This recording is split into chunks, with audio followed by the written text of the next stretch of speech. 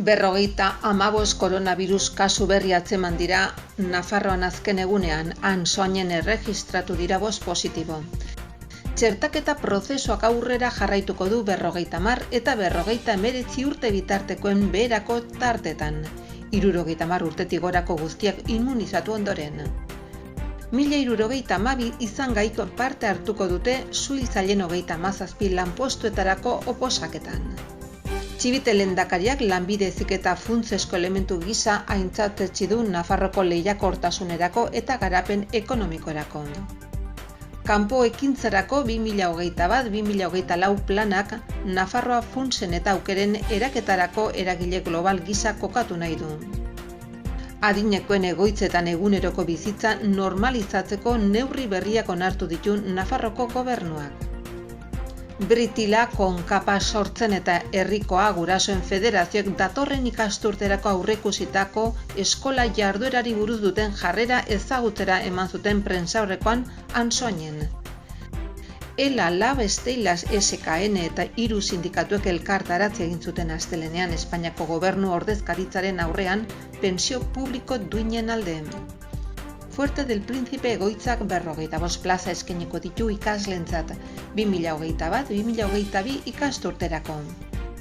Iruñak hiri osoak eskatzen duen energia elektrikoaren 76% sor lezake eraikinen estalkietan jarritako eguzki instalazio fotovoltaikoen bidez. Fent kultur zikloaren barne Zariz Falcon kantu bu emanaldia Kondestableko Zibiboxan gaur eta bihar arratsaldeko 6etan eta 9etan.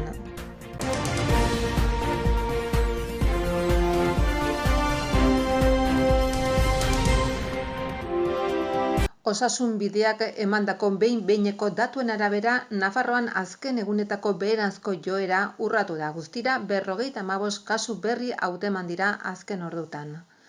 Guztira 1955 froga egin zituzten bezperan baino 838 gehiago eta horietatik 2,8 eman dute positiboa. Beraz, positibotasun tasak behera egin du, bezperan 4,1 zen. Nafarroko gobernuak zabaldutako datuen arabera, atzo 55 positibo berri hauteman zituzten igandean baino 9 gehiago. Kutsatze gehien pilatu dituzten udalerri edo gunei dagokionez han soinen ageri da buruan 5 kasurekin. Ondoren datoz Etxarri-Aranaz, Mutilba eta Iruñako Txantre auzoa 4 positiborekin. Azkenik Torranon eta Zizur nagusian 3 kutsatze zenbatu dituzte. Bestetik aipatu ere asteburuan 187 ikasle sartu direla konfinamenduan, hoiekin 713 ikasle daude bakartua, 1,15. 28 ikastetxe ezberdinetako 37 ikasgeletako kideak daude konfinatuta. Osasun departamentuak aurrera jarraitzen du txertaketa estrategian eta 50 eta 59 urte bitarteko taldearen barruan 55 urtetik beherako adintartea immunizatzen jarraituko du aste honetan. Talde hori asteburuan hasi zen txertoren lehenbiziko dosia jasotzen eta aldi berean talde bereko 55-59 urte duten guztiek lehen txertoa jarrita izanen dute. Osasun departamentuak 60 urtetik beherako funtsesko kolektibo profesionalekin harremanetan jartzen hasiko da txertaketa prozesua Pfizerrekin osatzeko edo baimen informatua sinatu ondoren AstraZeneca txertoa jasotzeko. Nafarroko aldizkari ofizialean argitara ematen da astelehenean 1062 izan gairen behin-behineko zerrenda suhiltzaile lanpostuan 37 lanpostu betetzeko oposizioan aritzeko deialdian onartuak. 1062 personetatik 1008 gizonezkoak dira, hau da 184 eta 74 emakumezkoak dira, 106. Behin-behineko onartutako personetatik 1047 txanda irekiko izan gaiak dira eta 18 plaza izanen dituzte lehian. Bertze 25 persona igoera txandakoak dira eta 19 plaza erreserbatu zaizkie. Deialdian jasotzen den bezala izan gaiek hautaprobetan eskatzen den gutxieneko puntuazioa ez lortzeagatik bete gabe gelditzen diren igoera txandako lanpostu hutsak txanda irekikoei gehituko zaizkien. Behin-behineko zerrendatik baztertutako personek erreklamazioak aurkeztu eta hala badagokio eskaerako akatsak zuzendu ditzakete ekainaren 7 arte egun hori barne. Iragarri bezala frogak irailetik aintzinera hasiko dira, izan gai onartuen behin betiko zerrendaren ebazpenean finkatuko da zehazki noiz eta zer ordutan hasiko diren. Prozedurako nobedadeak eta oposizio epaimahaiaren oharrak Nafarroako Gobernuak interneten www.nafarroa.eus duen atariko tramite fitxan argitaratuko dira. Maria Txibite Nafarroako lehendakariak lanbide heziketaren sendotasuna eta foru komunitatearen lehiakortasunari eta garapen ekonomiko eta sozialari egindako funtsezko ekarpena azpimarratu ditu, tituluak aparteko kalifikazioekin amaitu dituzten lanbide heziketako 32 ikasleri sariak ematean. Ekitaldia Hezkuntza Departamentuak antolatu du kimua metodologiari buruzko jardunaldien esparruan. Irakasteko modu berritzailea da eta metodo malguak, praktikoak eta dinamikoak bultzatzen ditu. Irakaskuntza, ikaskuntza aktiboen oinarritutakoak horrela, ikasleak protagonismo handiagoa hartzen du. 600 bat irakasle eta ikasleren aintzinean Txibite lehendakariak kalitatezko hezkuntza publikoaren garrantzia azpimarratu du maila guztietan. Exekutibo honen lehentasunetako bat da nabarmendu du eta lanbide heziketa bereziki azpimarratu du. Prestakuntza honek eta hedaduraz hezkuntza osoak arrakastarako prestakuntza ekosistema osatzen du. Ikasle bakoitzarena naiz gizarte mailan erantzia nabarmendu du. Era berean, lanbide heziketa oraina eta geroa da prestakuntza integrala eta lan merkatuaren premiekin bat datorrena gehitu du. Halaber, lehendakariak eskertu nahi izan du lanbide heziketak familien artean datorren ikasturterako lehen mailan 5.525 ikasle berrirekin naiz Nafarroko enpresen artean duen babes handia. Azken hoiek ere titulazio hoiek dituzten gero eta profesional gehiago eskaintzen bait dituzte.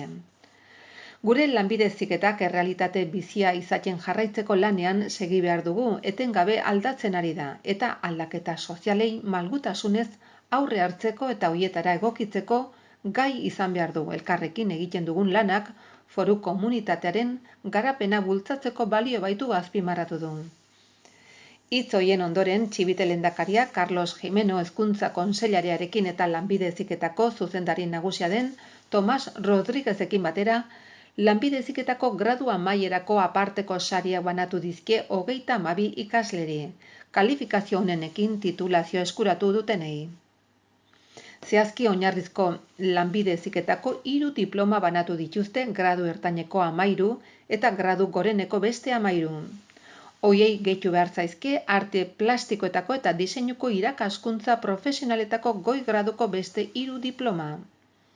Kanpo ekintzarako zuzendaritza nagusiak bultzatutako 2021-2024 aldirako kanpo ekintzarako planaren oinarriak aurkeztu ditu herritarrekiko harremanetako departamentuak.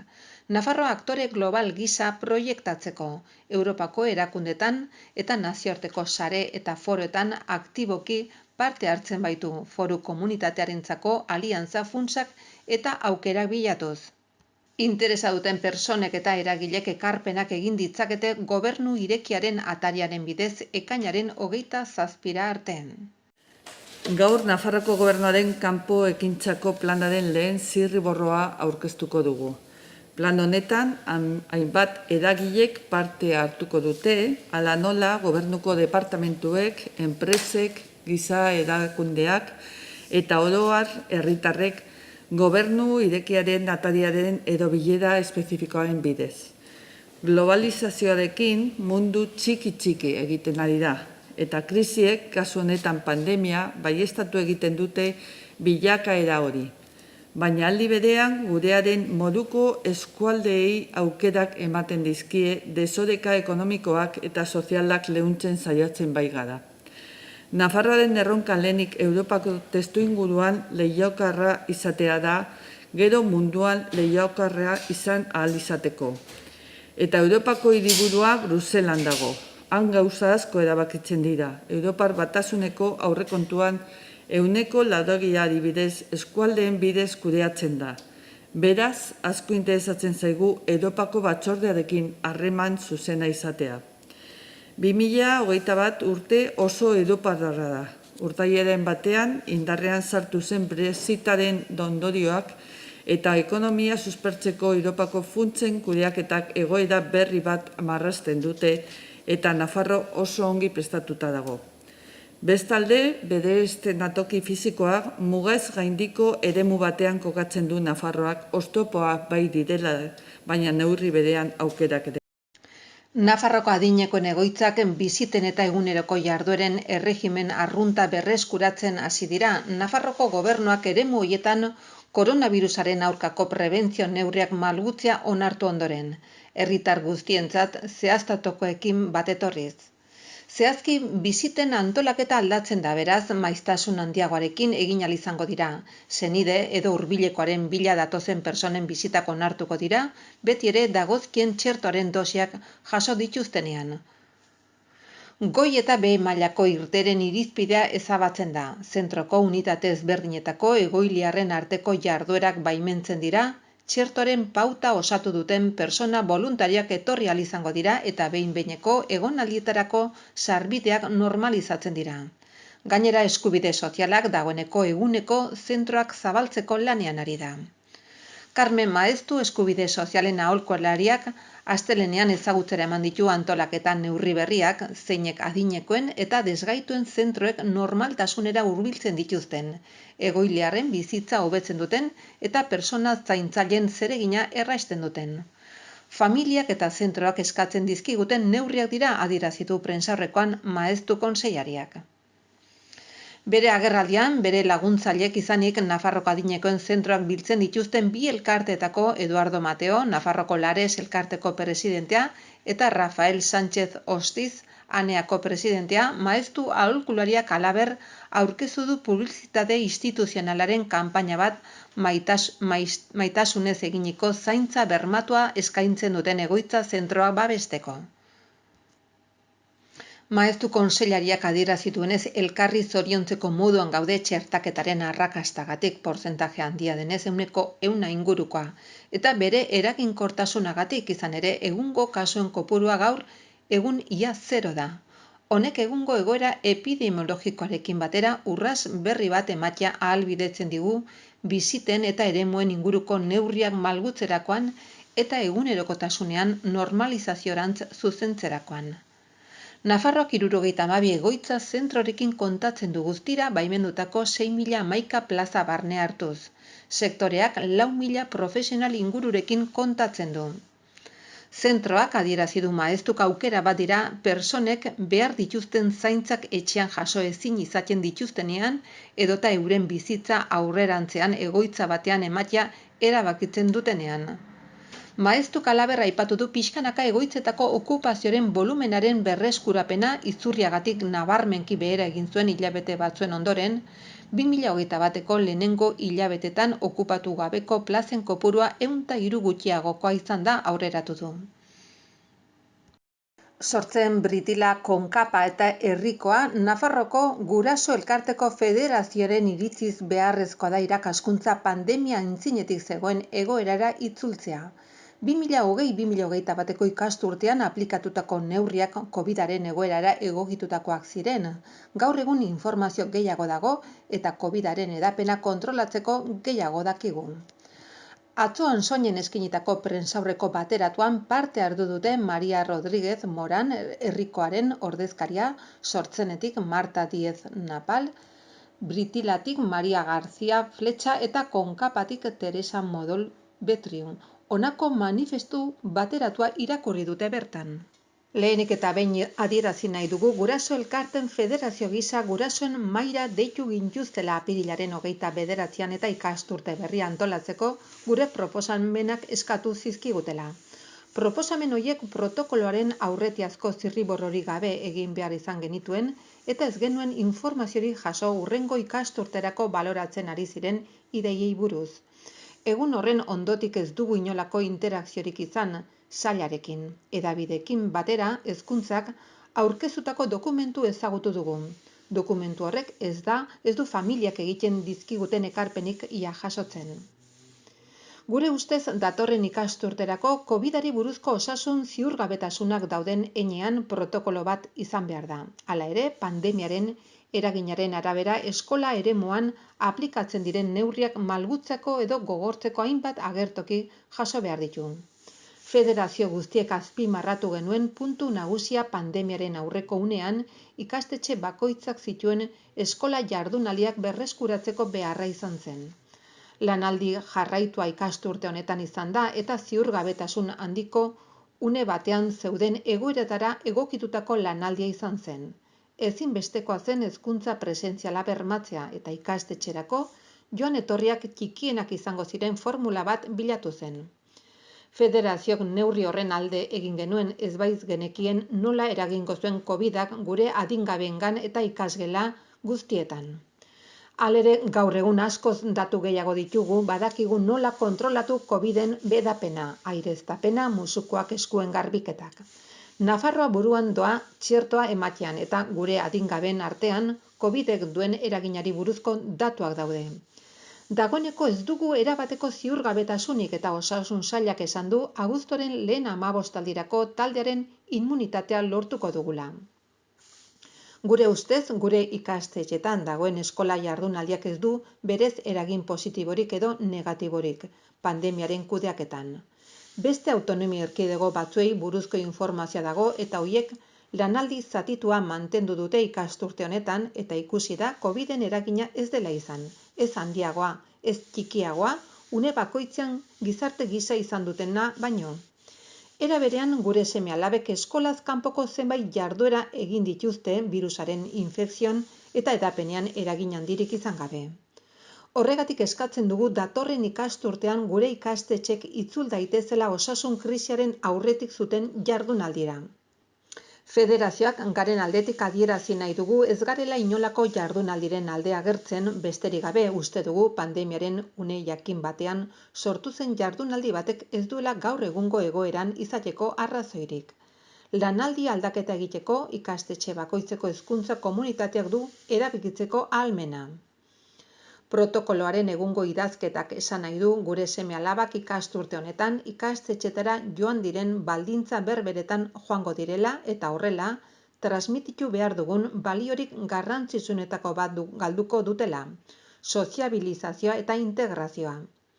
Protokoloa jasotzen duen malgutasunerako lanaldi aldatu baino ez da egin behar. Eskolaz kanpoko lanaldi jarraitua astean 3 egunekoa eta normaltasun berriko egoera batean pandemia aurreko ohiko lanaldietara itzultzean. Ez dugu ulertzen zein den osasunaren ikuspegitik gure erkidegoko ikastetxe guztietan ezarritako eskolaz kanpoko jarduerekin lanaldi jarraitua izatearen desberdintasuna. Lanaldi arruntetara itzultzean non gure ikastetxek abiapuntua dutenek, arratsaldeko ordutegian zientziak eta inglesa eman ahalko lituzketen, irakaslek emandako eskolaz kanpoko jardueren ordez eta lanaldi jarraitua dutenek beren eskolaz kanpoko jarduerak izaten jarraituko luketen, lanaldi aldaketako proiektuen arabera antolatuta. Gainera inposatutako lanaldi jarraitu honetan, astean 3 arratsaldez eskaintzen dira eskolaz kanpoko jarduerak eta ikastetxen erabateko diskrezionalitatearen esku uzten da zer jarduera mota antolatu behar diren eta ez da inola ere bermatzen ikasle guztien arreta, familia konziliazioa alde batera utzita. Ikasturte honetan tetris bat egin badugu konziliazioa ahal izateko datorren ikasturtea ja ezinezkoa izango da. Agerikoa da konziliazioa dela gizarte gisa gainditu gabe dugun ikasgai nagusia, baina erakundetatik hori egin ahal izateko beharrezko neurriak iristen ez badira, ezin dugu onartu hurrengo ikasturterako protokolo bat ezartzea eta horrek ez digu bateratzen zailtzen, zuzenean eragozten baizik. Familiek ordutegiak ikasturtearen erdian alda ditzaten nahi izateak kimera bada. Pandemia hasi zenetik hartzen diren neurrietan proportzionaltasuna eskatu diogu hezkuntza sailari. Ezin da izan gizarteak neurri permisiboak izatea osasun alerta mailen arabera eta gure adingabeak hortxe elkarrekin biziarren hezkuntza munduan protokolo murrizgailuarekin jarraitzea. Protokolo horiek eskola denbora nabarmen murrizteaz gain mugatu egiten dituzte beren egunerokotasunaren ekintzak egitea, hala nola sozializatzea. Horregatik guztiagatik bilera bat eskatu diogu Hezkuntza Sailari, protokoloaren zirriborroa berrikusteko, eskola jardunaldiaren irizpidea aldatzeko, bai eta gure ustez hurrengo ikasturterako berrikusi behar diren beste gai txiki batzuk ere. Hori guztia familiak behar bezala kontziliatzen dutela, lanaldi aldaketak legez ezarritako prozeduraretara egokitzen direla eta hezkuntza jarduera presentziala COVID-aren pandemiarekin uztartzeko aukera ematen duten neurriak daudela bermatzeko. Idatzi hauren sinatzaileak herrikoa Maria Rodríguez Moran, Sortzenetik Marta Diez Napal, Britilatik Maria García Fletxa eta Konkapatik Teresa Modol Betriu. ELA, LAB, Steilas, SKN eta 3 sindikatuek elkartaratzea egin zuten atzo Iruñan, pentsio publiko duinen alde. Elkartaratzea Merindaden plazan izan zen Espainiako gobernu ordezkaritzaren aintzinean eta ondoren, udaletxe plazara abiatu ziren pentsiodunen mugimenduko astelehenetako elkartaratzera. Euskal Herriko karta soziala osatzen duten sindikatuek datorren larunbatean Iruñan pentsio sistema publiko eta duinaren alde eginen den manifestazioan parte hartzeko deia egin zuten. Nafarroko Kirolaren Institutuak 55 plaza eskainiko ditu Nafarroko ikasle egoilarrentzat, Fuerte del Príncipe egoitzan 2021-2022 ikasturterako. Deialdiaren baldintzak ekainaren hasieran argitaratuko dira Nafarroko aldizkari ofizialean. Gainera, heldu den hilabetean beste 40 plaza eskainiko dituzte errendimenduko kirolarientzat. 2030erako energia transizio eta klima aldaketarako estrategian eta Go Green estrategian Iruñeko udala konsumitutako energiaren 40% iturri berriztagarrietatik etortzea jasotzen du. Helburu hori lortzea erraisteko Iruñeko udalak eguzki mapa bat garatu du. Dokumentu horren ondorioen arabera, hiriak energia elektrikoaren 60% sortzeko ahalmena du. Eraikinen estalketan jarritako eguzki instalazio fotovoltaikoen bidez. Auzo batzu gainera urtebetean kontsumitzen dutena baino energia gehiago sortzeko ahalmena dute. Iruñako eguzki mapa hiriak eguzki energia fotovoltaikoa, elektrikoa eta eguzki energia termikoa sortzeko duen ahalmenaren azterketa da, jasotako eguzki erradiazioaren arabera. Emaitzetan bizitegi industria edo zerbitzu eraikinetako estalki bakoitzerako informazioa ematen da. Instalazio fotovoltaikoa eta termikoa egiteko erabilgarri dagoen gainazala, instalazioaren potentzia fotovoltaikoa eta energia elektrikoa eta termikoa sortzeko ahalmena hileko eta urteko.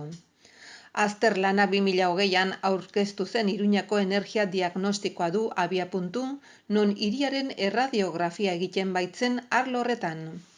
Iruñan urtero kontsumitzen den energiaren 40%ak petroleotik eratorritako produktuak ditu oinarri. 24% bata gas naturala da, 15% energia elektrikoa, horretatik 5% berriztagarria da. 4% beste iturri berriztagarri batzuetatik dator eta 0,0% ikatzetik dator. Sektoreka kontsumitzen den energia horren 43% garraioaren sektoreari lotuta dago, 21% bizitegi kontsumoa da eta 14% industriari lotzen zaio. Eskariaren 7% merkataritza eta zerbitzuekin zerikusia du eta 3% administrazioarekin eta zerbitzu publikoarekin. Fermin Alonso proiektu estrategikoetako mugikortasun eta jasangarritasuneko zinegotzi ordezkariak eta Javier Zardoia, udaleko energia agentziako arduradunak, aurkeztu dute Iruñako eguzki mapa. Smart Cities institutuko kide diren Nafarroko Unibertsitate Publikoko ikertzaileen talde batek egina. Dokumentua plangintza energetikoa maila teknikoan edo politikoan erraisteko informazioa ematen du baita maila partikularrean. Enpresak herritarrak erabakiak hartzea erraisteko ere, horrela teknologia horiek hirian hedatzea azkartzeko. Eskuragarri dagoen informazioa oinarrizkoa da instalazioaren amortizazioa aztertzeko. Izan ere, egindako kontsumoa estalki edo teilatu horretan ekoiztu daitezken energiarekin parekatzeko aukera ematen du. FEM kultur zikloaren baitan Zaris Falconek kantu bu emanaldia eskainiko du Kondestableko Zibiboxan gaur eta bihar arratsaldeko 6etan eta 9etan. Horra kantuaren artea, birai intimo eta emozional baten gisara bizi izan dena. Bulerenge, buto eta blues estiloan lurralde soinudun eta erresilentetan zehar, leku horretatik Zaris Falconek agertu eginen ditu, zer zalantzak eta intuizioak zeharkatzen duten hainbat deribatatik abiaturik. Egiteko molde horrek ere praktika artistikoak gurutzatzen ditu, bai eta emakume, arrazializatu eta migratu gisara bizitako ere. Opera jatorri afro-karibetarreko kantu dantzatuak, antzerkia, zirkoa, ostenika zabalduak, performance, migrazioa, zimarronaje, indarkeria armatua eta dekolonialitatea. Modu eta esperientzia horiek guztiek gorputza eta sustraia eman diote ahotsari, kantu bu deituriko deskonstrukzio eraikuntza honetan dekantatzeko.